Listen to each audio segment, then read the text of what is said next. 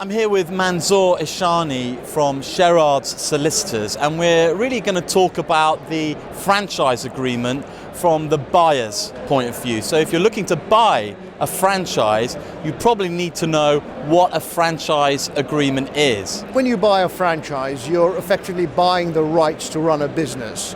And you need to have an agreement that will set out the rules that are going to govern the way you run that business and what happens in the longer term as well. I come across a franchise that I'm interested in, I make all the inquiries. Now I'm given this, essentially, a contract, this a franchise agreement. Yes. Do I need to take legal advice before I sign it?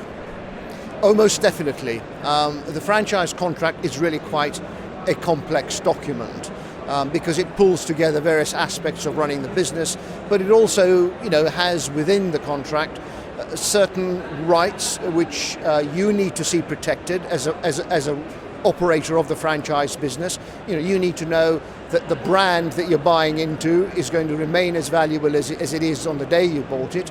The second thing is that the franchise agreement may be legal because it has been drafted by a solicitor, but that doesn't necessarily make it ethical.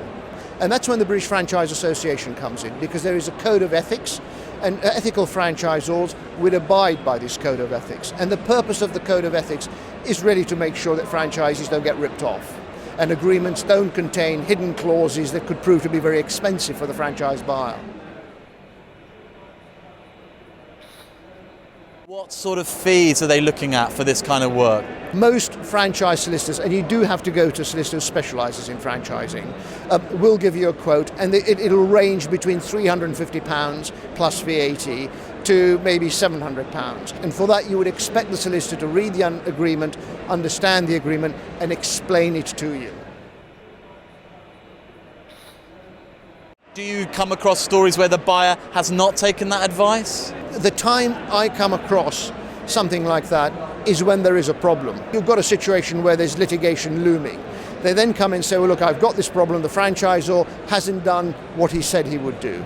I'm not getting the support, or the advertising money seems to have disappeared and I don't know where it's gone, and so on and so forth. And at that stage you say, well, okay, let's have a look at the agreement, because it's the agreement that will govern your relationship. When I read the agreement, and if I find one or two things which I think perhaps shouldn't have been there, I say, well, did you ever get this reviewed? And they say no. What baffles me is that they're willing to spend £15,000 or £30,000 to buy a business concept, but they won't spend £300 or £400 on getting advice. But it does happen, yes. What are the 2 or 3 key franchise terms, the key terms of that contract that they really need to be focusing on? So if before you buy, during the initial stages, they say, well, look, Mr. Ishani, the franchise is going to cost you £20,000, but out of that, we're going to spend £3,000 on launching your business, you need to see that that is written in the agreement. Because the way these agreements are drafted, if it's not written in the agreement, it will not be binding. The second thing, which is very important, is that you look to see what situations it covers that are important to you. What happens at the end of the, say, 5-year period? Where does that leave you? What happens if you want to sell your business? What happens if you want to leave the network? Are you allowed to carry on in the business, or do you have to leave it completely? The contract should address those issues.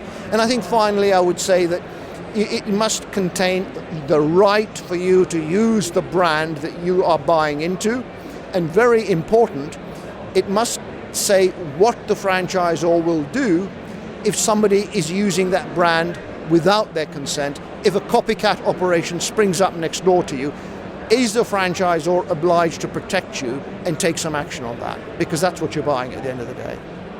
Manzoor, thank you very much.